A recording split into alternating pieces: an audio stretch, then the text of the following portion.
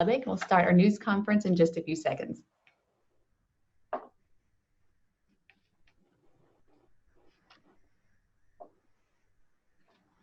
Good morning, and thank you for joining us for the City of Lubbock COVID-19 news conference. We have a lot to cover today with our panelists, Director of Public Health, Catherine Wells, Local Health Authority, Dr. Ron Cook, and Lubbock Mayor Dan Pope. So let's kick things off with Catherine Wells. Good day, everyone. Today I'm going to update you with the current number of COVID cases here in Lubbock County and also some of the activities the health department's been involved in over the last week. On Tuesday, Governor Abbott announced that COVID is spreading at an unacceptable rate in Texas. This statement definitely holds true here in Lubbock. The health department is now reporting 1,541 cases of COVID-19 as of yesterday evening, June 23rd. Of these, 671 are recovered, but we now have over 825 active cases of COVID in our community. For the third week in a row, there has been an increase in the total number of cases. This last week, 593 cases were reported, compared to only 194 cases in the previous week. Yesterday was the highest number of cases ever reported in one day at 140 cases. The department is on track to report over 100 cases this evening.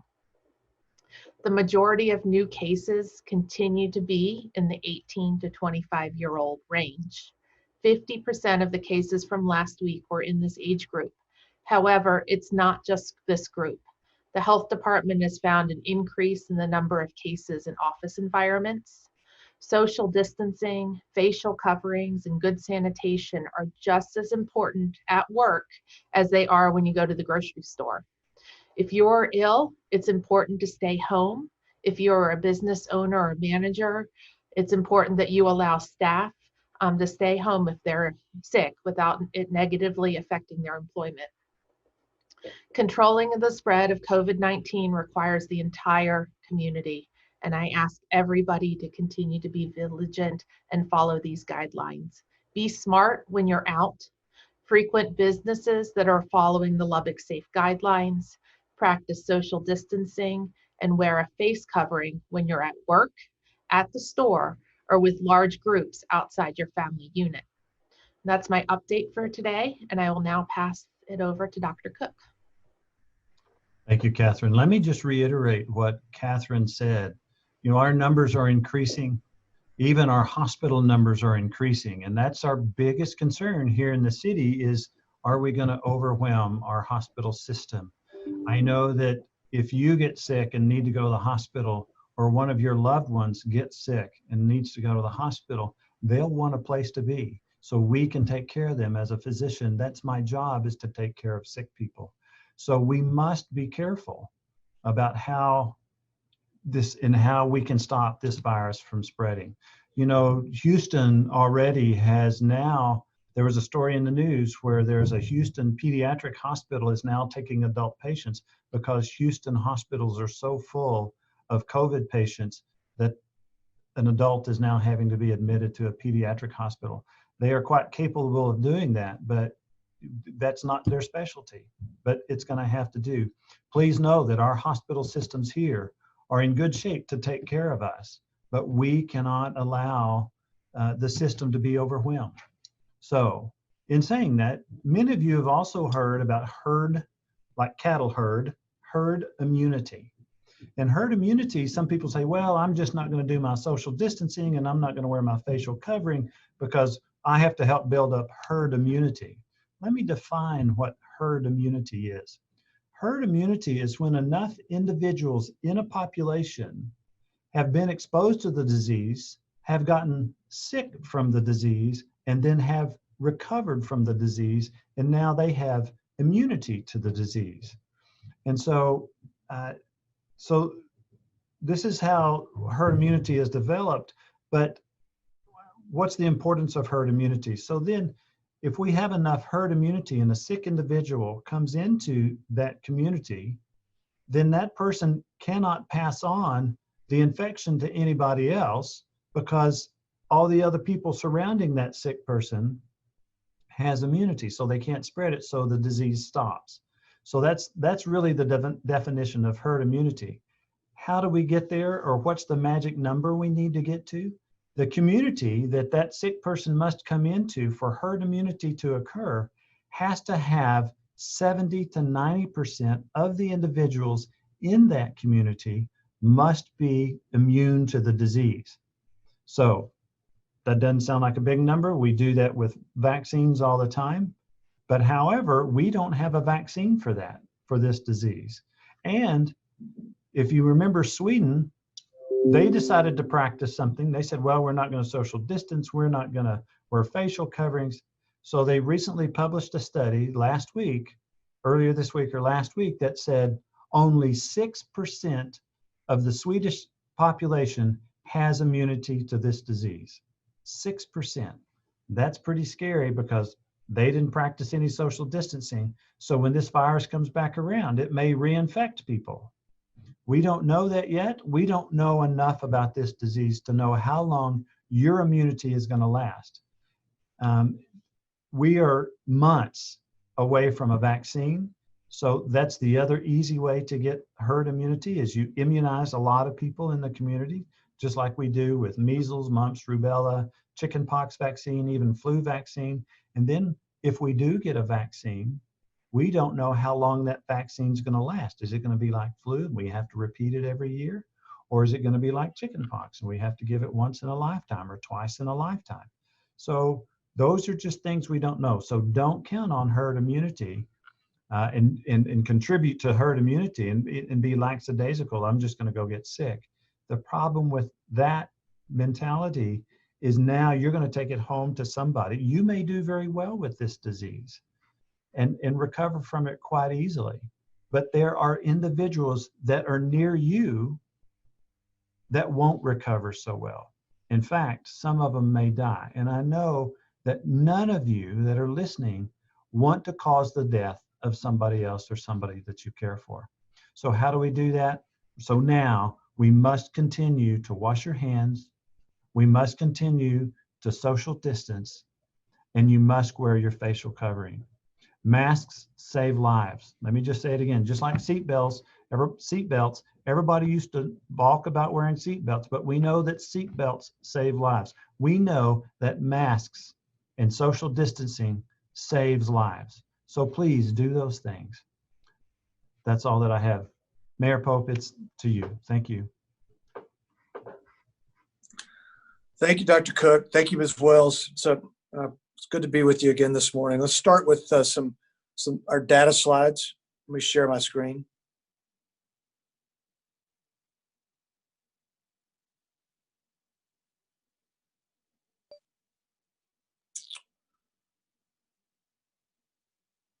Okay, sorry, I wasn't in the right spot. So let's some of these will look familiar to you. There's a new slide at the end. Active cases by day. Ms. Wells has spoken to this, that we've got to get that line going the right direction. But I'm a little more concerned about some other data we'll talk about in a moment. You can see the new cases by day. Remember that we tested a lot last week, so some of that is influenced, or the last 10 days, and some of these are influenced by that. I'll share some more information on that in a moment. Hospital data, our hospitals remain strong. We talked to both Covenant and UMC late last week. Things are returning to normal there. They're safe. We want to encourage you that if you have medical needs that are emergent, that you need to be in the hospital, make sure you don't put that off. We continue to really focus on the fact that, unlike other parts of the state, Dr. Cook just called an example, we remain in a very good shape. We had 29 people in the hospital yesterday, only 10 of those in ICU. Okay, so this is the sort of our test versus our positivity rate. Let's go to the next. This will show a little better. So this is the last 7 days of tests. So we've reported right at 6,000 tests since we last talked. 593 of those have been positive. So That means that 9.9% of the tests that we reported in the last week have been positive. And if you've been following our data, you know that through the first 85 days of this pandemic, we were about somewhere a little under 3.5% of our overall tests were positive. So there's a good and a bad to that. I think the good is the increased testing. I think a lot of the increased testing is from people that know they've been in places where there's been the active spread of COVID-19. Certainly the bad is we want that rate to go down, and we believe it will over time. But let me show you one more stat that I think, one more slide. This is our case count by age group over the last 2 weeks. 64% of our cases in the last 2 weeks are in this one 10-year demographic, age 20 to 29. Now, there's good news there. They are very, very, very likely to recover. The bad news is that they're also very active in our community. Many of them work in your businesses. Many of them might be your kids or grandkids. They might be your neighbor. We need to make certain that we all take this seriously. Now, in the same time period, only 33 cases of this group, this 700, nearly between 700 and 800 new cases. Only 33 cases, less than 5% of these cases we've identified as community spread. I think it's important to know that we've been able to trace and understand where the spread has been from another known case. It's not, we don't have it growing in the community in a way that we cannot identify. And I think that's a very important part. I want to turn off my screen share.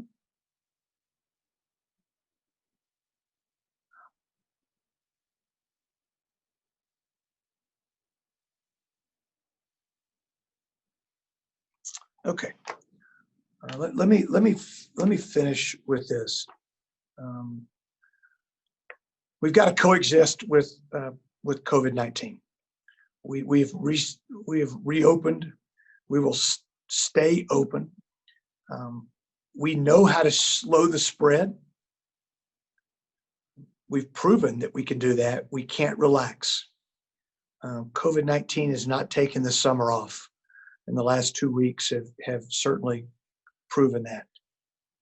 I want to reiterate what Dr. Cook and Ms. Wells said, what the governor has said about face coverings, and about our social, sort of our personal hygiene practices, our social distancing, our hand washing, our covering our mouths. I mean, those things work. We know they work. Wear your face coverings. We want our lives to return to a fashion that's both safe and sensible. It's because everyone is important that we continue to take the measures that we take. We will continue to test and trace and isolate those that are positive. We'll also continue to tweak our strategies as we learn more. We'll continue to make certain that we explain to you why we're doing things differently. We can slow the spread and have a more a life that we recognize more readily than where we are today. But to do that, it requires common sense. It requires some West Texas spirit. It requires some perseverance. We've got to do things the right way. We cannot let our guard down. Lacey, back to you. Thank you, Mayor Pope. Now we'll open it up for media questions. Today's media order is Latina Lubbock, KMAC, Fox 34, KLBK, El Editor, Lubbock Avalanche Journal, Texas Tech Public Media, the Daily Toreador, and KCBD. So let's get started with Christy Martinez Garcia with Latino Lubbock. Good afternoon, Christy Martinez Garcia, Latino Lubbock Magazine. Mayor, we often learn from experience. When we came into COVID-19 in March, we knew nothing about it. And over the last 3 months, we've learned that hand washing, social distancing, and wearing masks, everything y'all just said, does help to restrain it. Now, the governor said it was up to local officials to mandate masks in public. How can people take mask wearing serious when nothing serious is being done? Why won't you put into place mandated mask wearing that will appease the public and businesses? It's a good question. Thanks for asking that. I didn't think it would take long for that question to come this morning. We spent time in our city council meeting, both publicly and in closed session last night, talking about this very topic. Our council, I think, is on the very same page, all of us, and that we're not going to mandate something that is unenforceable. The governor's made it something that we cannot enforce, and I think it's would be if we mandated mask wearing and people chose not to do that, then all that would happen would be our phone would ring at City Hall or the police department, and things that needed to happen wouldn't get done because we would hear people calling and tattling on their neighbors. We need people to take personal responsibility. It's like wearing your seatbelt. Wear your seatbelt. Cover your face. I think that message is as simple as it can be. Wear your damn mask. Rapidly worsening coronavirus numbers in Texas, Mayor, reached new milestones yesterday. As you know, the state surpassed 5,000 new cases in a single day, including Lubbock, thus prompting warnings from Governor Greg Abbott, who urged residents to stay home. And, just like the safety belts, it is mandated, by the way. And nationally, Dr. Fauci said that the next couple of weeks are critical to slowing surges of coronavirus. On several press conferences prior and into the reopening of businesses, you said that you would consider scaling back if need be. Are you going to scale back? And if not, how can you reassure the public who are concerned that you are more committed to livelihoods over lives? Well, I don't know how many times I can talk about it. First and foremost, we are under the governor's order, so any slowdown would come from the governor. Second, I just spent my comments talking about how we can safely and sensibly live our lives, and I think that means taking the ultimate precaution, and we will continue to encourage our citizens to do that. You should look for some different communications from us, from the city, potentially in partnership with other large local institutions, where we continue to message and not only educate, but also message to all of our citizens about the importance of taking coronavirus very seriously. Thanks for your questions, by the way, Christy. Thanks for what you're doing. Thank you, Christy. Now we have Matthew Stell with KMAC. Thanks so much, Lacey. My first question is probably for Catherine Wells. Catherine, we know that Lubbock has reported more coronavirus cases in the last 14 days than in the previous 3 months combined. Kind of tell us the contact tracing process. What do those discussions look like, and kind of what is the common theme of people getting the virus, or is it just different for everybody? The contact tracing is going well. We have increased the number of staff that are working on that contact tracing. The themes that we're seeing is, like we talked about last week, we saw huge surge in cases associated with lots of our local bars. We've had, I think a lot of them are taking this very seriously now, and we hope to see some changes there. We have more people out and about, and at the same time, we have more virus circulating in our community.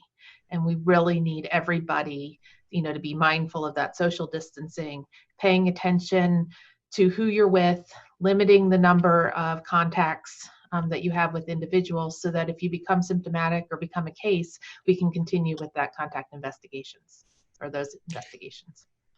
And when you're doing that investigation, the folks that you're talking to, are majority of them wearing masks, majority of them not wearing masks? Are they being in contact with people who are or aren't? Or is that just something, once again, a case-by-case thing? It's really a case-by-case thing. We are still, because the incubation period of coronavirus is 7 to 14 days, we're still seeing the effects of the outbreaks that we were seeing around those bars. Even though some of them have closed for cleaning and haven't even reopened, we're still seeing cases outside or from those.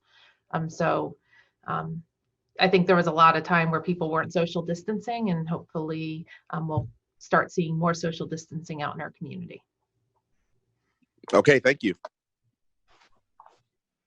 Okay, now we have Blair Sable with Fox 34. Hello, good morning. Actually, it's not noon yet. So my first question is for Catherine Wells. So currently we have 800 and something active cases in the community, which means that there's more chance for the virus to spread if those people do not, stay quarantined. How are we ensuring that those people are maintaining their quarantine? Is there any sort of service that the city is providing, providing groceries, food, any sort of thing that is making sure that these people don't have to leave their homes during that 2-week period? Yes, so our contact tracers contact all of those individuals that are under quarantine, whether or not they're a case or a close contact with a case. We do have an assessment process that makes sure that individuals have have the food. If they express need for mortgage assistance or rental assistance, we then work with our community development department who helps secure those resources. Great, thank you. And just a follow-up question to something you mentioned earlier, Catherine. You said that we're seeing an increase in cases in office spaces. Is there any recommendations specifically for companies and businesses here in Lubbock about how to make sure that a virus doesn't spread within an office space? It's the same recommendations we have out in the community. For instance, in the health department, our guidelines or my requirements with staff is that if you are outside of your office, you are wearing a face covering. If we are meeting in a group, we are all wearing face coverings. That's to ensure, in case one of us becomes positive, that our entire health department doesn't have to be quarantined. And those are the types of things that businesses can implement. Also, cleaning of high touch areas, still allowing some telecommuting.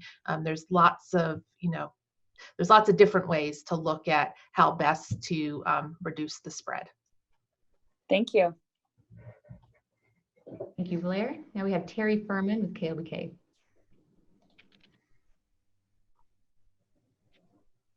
Good afternoon, everyone. I've listened, to the questions, and they're all great questions. My thing is this: we were all 20 to 29 years old at some point in our lives.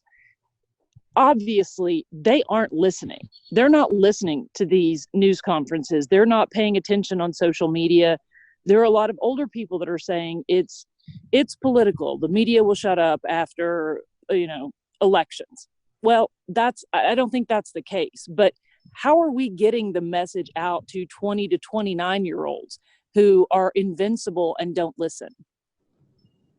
Yeah, that's I think that's the $64,000 question, Terry. We're going to continue to try to change our messaging, and particularly the people who are delivering the message. I think by now, particularly for me, and maybe even for Dr. Cookham as well, we're like blah blah blah blah blah. Just that we're the ones they see all the time. So I think it's important that we change the messaging, and it's going to have to be more contemporary social media channels, and that's where we will spend the money. In fact, we'll invest some of our CARES dollars to get the word out, and that's part of our ability to do that. And we will be aggressively doing that. In fact, our Lubbock Economic Recovery Task Force meets at 1 o'clock today. The communications subcommittee of that group will be reporting to them today. I believe production may already be underway. If you've paid attention, you already see billboards in the community that have been driven from the communications committee already.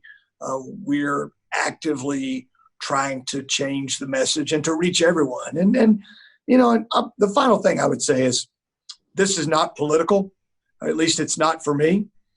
To me, it's about safety and providing for the safety of our citizens. And that's when you're elected to the city council, when you're elected as mayor, that's the city charter calls that out as job one. And that continues to be the sort of the bedrock principle that I'm going to base my decisions on. Okay, my follow-up question is this. We can't get, college age or 20-year-olds to socially distance, wear their masks, stay, healthy, all that. How in the world are we going to send our kids back to school with classrooms that are not big enough to socially distance 6 feet apart, with nobody in the bathrooms monitoring little girls who want to sit and gossip, or boys that want to roughhouse? You've got PE coming. I know none of you are on the school boards, but I'm very concerned about students going back to school. Well, first and foremost, I'm not going to, I'm not going to answer that question because I'm going to stay in my lane. I do think there's a way to safely do it, but I think perspective is important too. Okay. So for 100 days or more now, we've been identifying cases. We're right at 100. In that entire time, we're less than 0.5% of Lubbock residents that have a positive case that we're aware of. So we've got to keep this in perspective. It's important. It's very important. It can be a matter of life and death, but we can safely and sensibly live our lives. And I really believe we can do that. And I know that the governor or Commissioner Morath yesterday released some details about what school looks like, K-12 looks like in the fall. I know that there's more to come on that, but I know that I'm in regular communication with the superintendents of Lubbock ISD, Lubbock Cooper, and Friendship. They're on our recovery task force. I have complete confidence that they, along with their boards and their leadership, can do this the right way. Okay, thank you. Okay, now we have Olga Aguero with El Editor.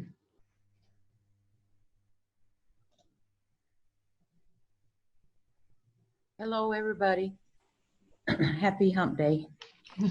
Okay, I've heard all the questions and concerns that all the media have expressed, and I think they're very great and very important. But if it's not political, why can't we just admit that we opened too soon? And for the actions that are happening right now, we should let people know if it does not get better, we will go back. And it won't fall on you, Mayor, but it'll fall in Lubbock. Why can't we do that? Well, first of all, I thank you for your question, Olga. I'm not so sure that if we knew in March what we know today, that we would have done what we did in March. So I don't. I think going back is something that it's not. I don't think it's a feasible option where we are today.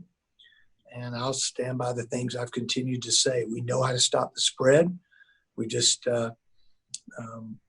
we've got to do it. There's no reason to get out if you don't need to get out. We can live life very comfortably in our own homes after we come home from work.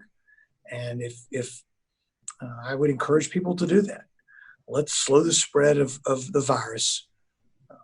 Let's do that using common sense. Okay, thank you. The second follow-up question is, what is the role exactly of the health department once there is a positive and you call that individual and you say, you came out positive, this is what you need to do, and we will follow up and we'll see how you're doing. But yet that person doesn't get a call, doesn't know what to do. They're getting a little bit worse. They call their doctor. The nurse says, we'll ask the doctor, we'll get back with you. That individual still doesn't get a call. What is the role of the health department as for follow-ups to check on the individual? Our goal is to notify all cases within 24 hours of that case being reported to the health department. But now with these rapid tests, people know about that they're positive well before the health department gets that notification.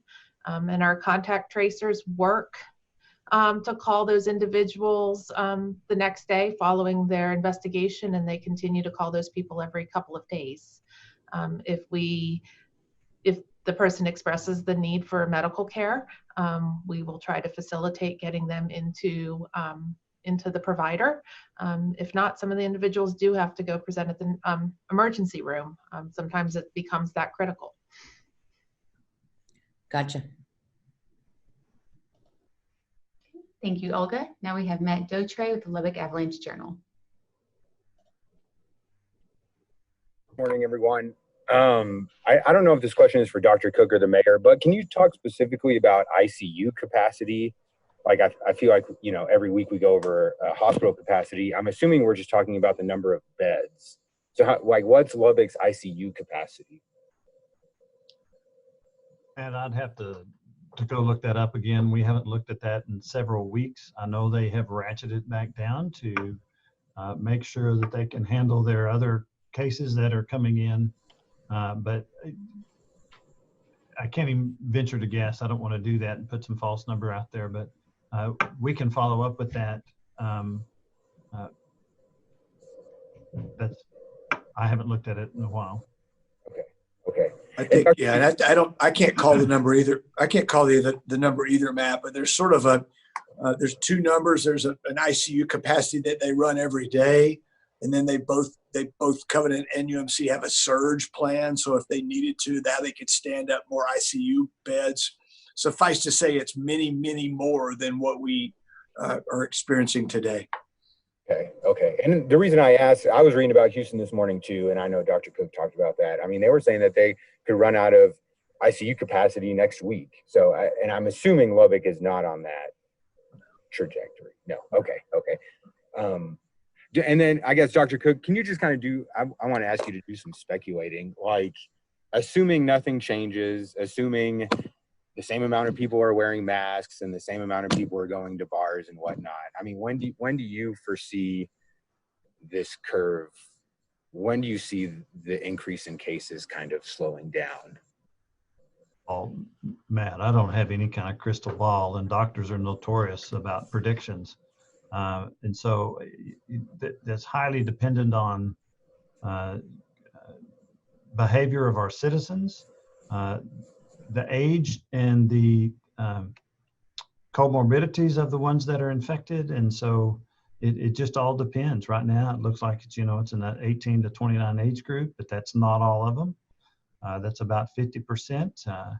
And so, and I just got a text. It looks like in one testing center, about 50% of those individuals are symptomatic and 50% are not because they were, quote, exposed. So it's just hard to say, Matt. I know that as those numbers continue to increase, we're going to get there. And so we've got to shut it down now. We've got to slow it down. And the only way to slow it down is for citizens to participate in those three things that we've continued to talk about: social distancing, wearing facial coverings, and washing your hands.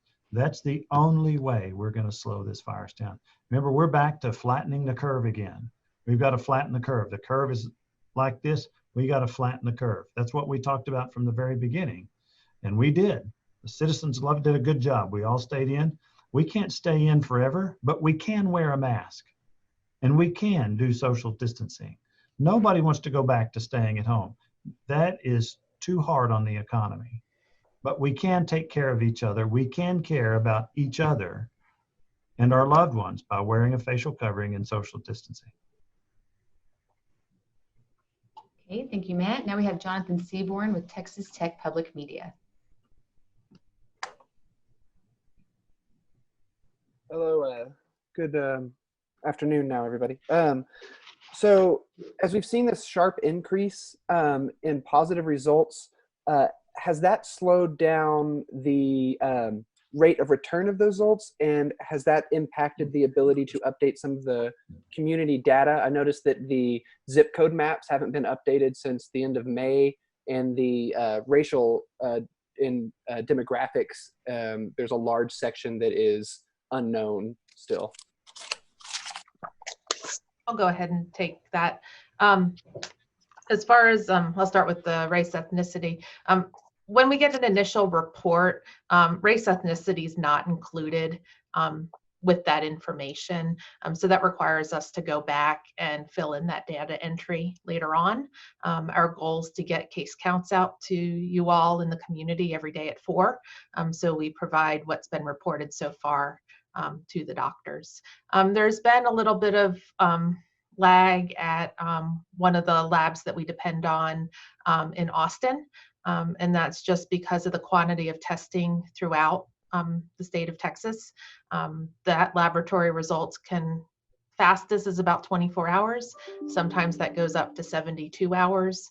The health department has added additional contracts with additional labs, so we can really send off tests to whoever's reporting the soonest. Thank you. And you know, not only was yesterday our sharpest increase in cases, but it was our sharpest increase in hospitalized patients as well. And I'm just curious, do we know anything? It seems like that, or it not seems like, it is that 20 to 29 group that is the biggest infected demographic right now. Are we seeing a higher percentage of hospitalizations among that group, or do we know the demographics of that increase in hospitalized patients as well? John, I do not have the demographics on the hospitalized patients. The other thing I might add, Jonathan, is I believe that the race and ethnicity charts were updated last night. You might double check those. Okay. Yeah, it's updated. There's just a large, like a third of it is unknown, is what it said, and I just didn't know if there was a reason behind it. And I think, Okay, thank you. All right. Okay, thank you, Jonathan. Next, we have the Daily Toreador, but I don't see someone from that organization. So if you are here or sign in, please raise your hand and I will get back to you. So we'll move on to Karen McKay with KCBD. My first question is for Catherine Wells. I think about the testing. Since testing is important and more people want to get tested, even though they may not show symptoms, has the criteria loosened a little bit? So let's say if I'm asymptomatic, but I'm curious, can I go get tested and not have to worry about the cost? As far as testing, I mean, initially during this pandemic, we really had restrictions early on about who could be tested. That testing criteria has loosened significantly. However, there's no reason to get tested unless you've had an exposure. You're more likely to, we don't see people that haven't had an exposure showing up as positive. Testing at the Patterson Library is free. The health department also has funds to reimburse individuals who have a testing bill, and they can call the health department at 806-775-2933. There's a one-page form you need to fill out for reimbursement. That reimbursement is only for the testing, though. All right, thank you, Catherine. And Mayor Pope, let's talk about Amarillo. They've come through a lot, and now how do we compare to Amarillo in terms of severity and what they went through? And at what point would you think that we ask for help with testing here from the state? Do you think we might reach that point? Yeah, it's a really good question, Karen. In fact, we've talked to the state.